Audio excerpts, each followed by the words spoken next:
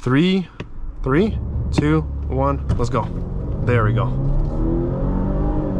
Good, okay. We did a better time yet. This may be our best time. For comparison, I sat, in, the M340i, I've sat in the Audi S5, and to be honest, actually I can hear a lot more. I can see how this might appeal to like an older clientele. I really wish Volvo didn't discontinue the T6 engine that they had in the older body style, because those were amazing inline sixes. They were powerful, silky smooth. Let's check out the back seat. Welcome back, everyone. Today we have a 2022 Volvo S60 B5 on our channel. As always, we're going to take a look outside of the car, check out its interior, do some 0 to 60 Dragy tests, and I will share my driving impressions with you at the very end of the test drive. And today we have a special guest. Hey, Michael. Hey, how you doing? Good. So you're going to give us some feedback as a passenger as well. So let's get her started up and let's go take a look around.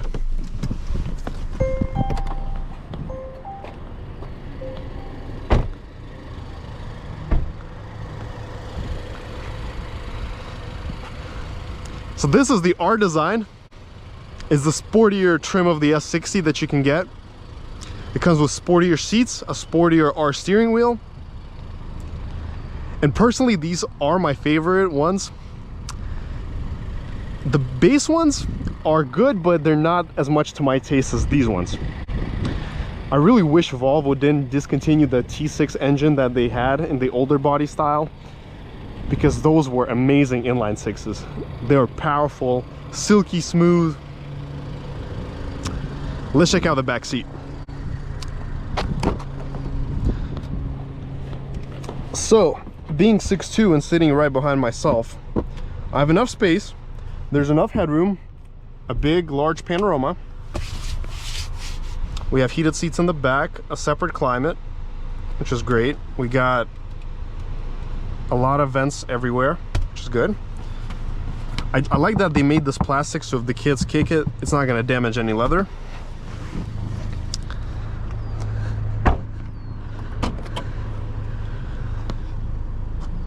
The trunk is big. You can fit a couple suitcases in here, so it is quite roomy and for its class.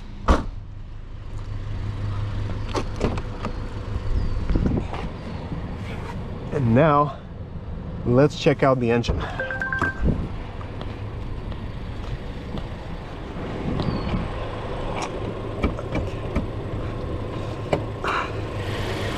We got a 4-cylinder hybrid here. I don't remember the exact power spec, but I think it's something around 250 horsepower.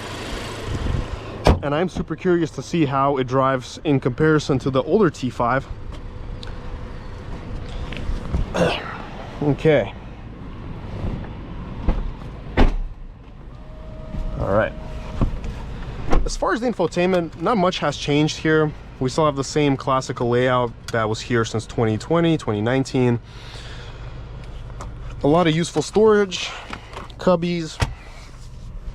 We have our virtual cockpit, which can be set up in a few ways. So you can personalize it, display themes. You can do minimalistic, performance, chrome rings. I'll keep it at performance because that's my favorite one.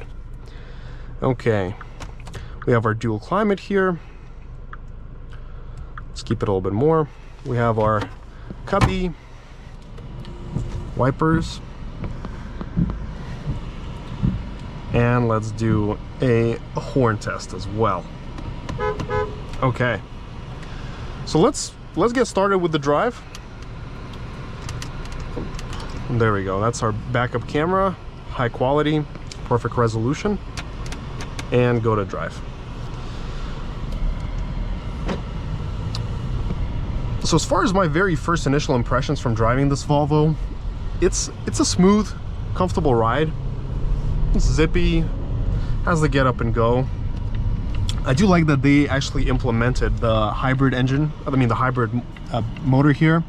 It does help with some low end torque with the acceleration, but we shall see how quick this car actually is in real life with the Dragy and see if it's any quicker than its predecessor.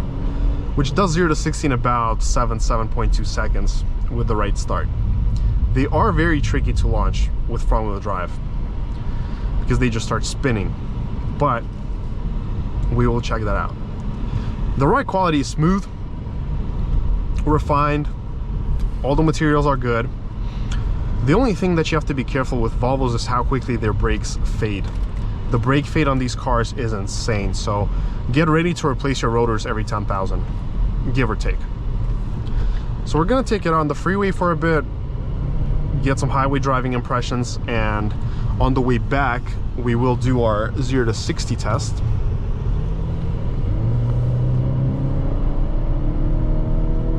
So this is full throttle.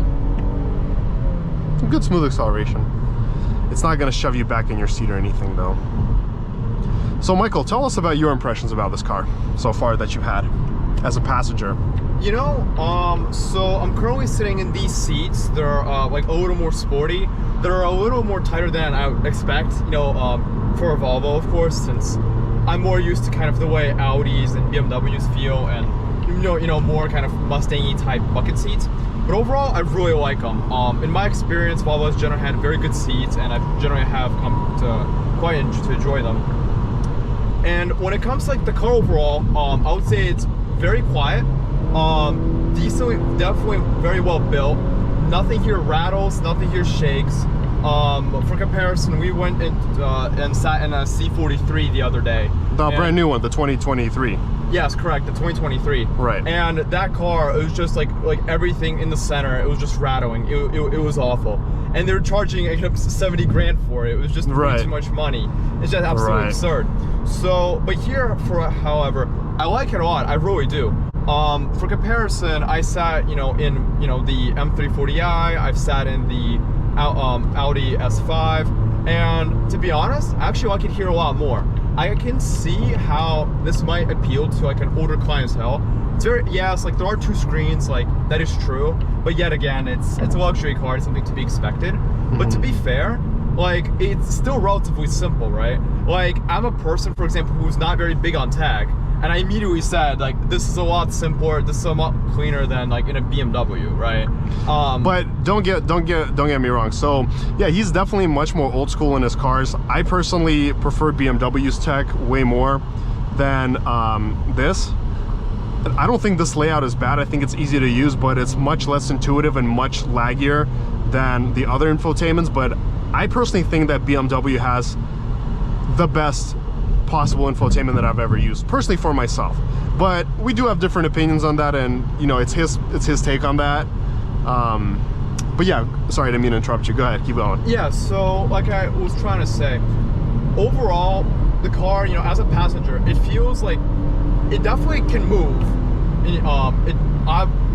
No complaints there. Obviously, it's not a sports car. It doesn't have, the same M340i handling, that we both can expect. But it definitely feels solid. It doesn't feel dangerous. It doesn't feel scary. It's, I would say, the closest thing, like a more sportier trim from Volvo that I could describe, is closer to like a touring car, where it is like kind of luxurious first, but it can go fast if you wanted to, right? It does not try to kind of be it's not trying to be like, as like in your face as like a Hellcat is, for example. It tries to be a lot more kind of calm and collected and soothing, if that makes sense. And I think that's kind of the main advantage of this car.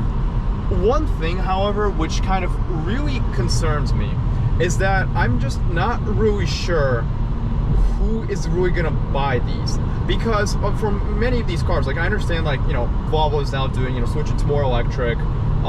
Some older clientele might not really be used to that change, or might, for example, just kind of might want something more either rear-wheel drive forward first, then front-wheel drive first, or might want a car that's just kind of maybe the slightly better name, like the top three Germans, Mercedes, Audi, BMW. And that's the thing which kind of really concerns me. The person buying this, if I had to guess, would probably be someone in their 50s or 60s getting a car, as like their, as like that one car for them to have and to enjoy. I don't see a person who's getting this to try and just buying this as like the race car toy, right? That's not the point of this. Or if a person who you know, or if this is probably going to be their daily driver, they might have like a, you know, something more crazy in their garage sitting. You know what I mean?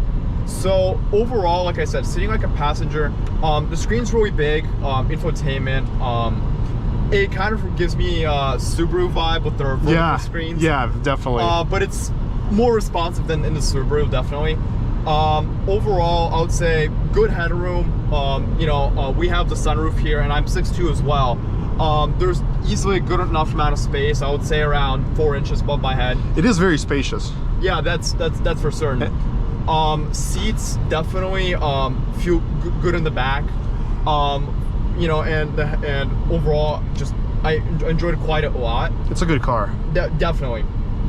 Another important thing I also really like to mention, although I'm a person who's normally not a fan of just black interiors in vehicles, I really like it here. Like the silver goes well, the stitching looks absolutely gorgeous. Right. It actually looks really good, and I really enjoyed it. And this is coming from a person who usually has kind of a quite unique palette when it comes to cars.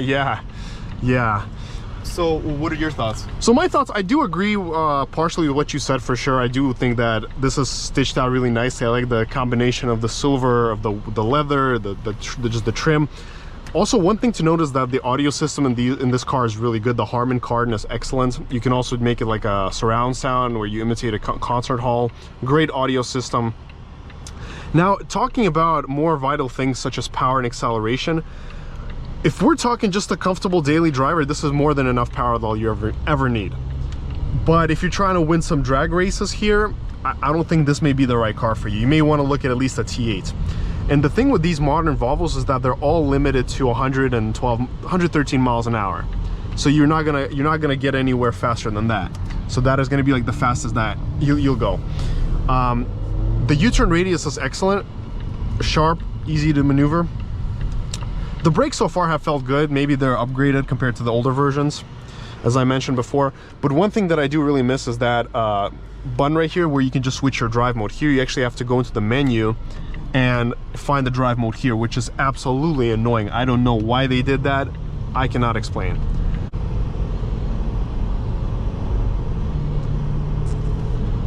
All right, so our Dragy is connected now.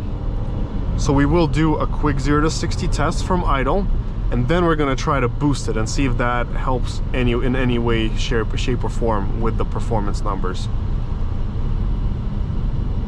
Okay, we're gonna let the traffic through, and we're gonna do it on this perfect straight. All right, so what are your estimates for the 0 to 60? If I had to guess, 5.7. All right, ready? Okay. All right. Oh man. All right.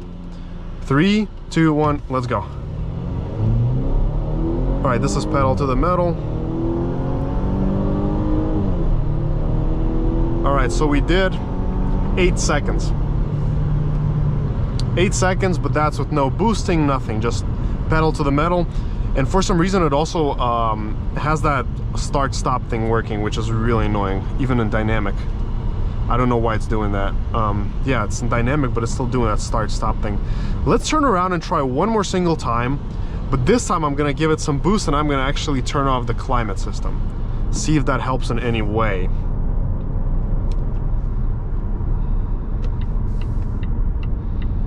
Do you think we can break 7 seconds? I doubt it, man. You doubt it? Not a whole second. Not a whole second? Okay. Oh, it's maybe a little too optimistic. Yeah, man, 5.8, 5. I told you, probably not happening. Now, the older T6 did do that. Now, the older T6 Volvos, they did do easily under 6 seconds.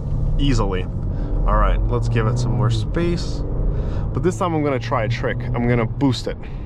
So, okay, there's no traffic behind us. Perfect straight. All right, let's reset the Dragy, and we're gonna boost her. Let's go. There we go. That's better. That's better. Yes. That's gonna be better. Okay, now we did 7 seconds flat, verified. So we did drop a whole second. Look at that. You want to try one more time?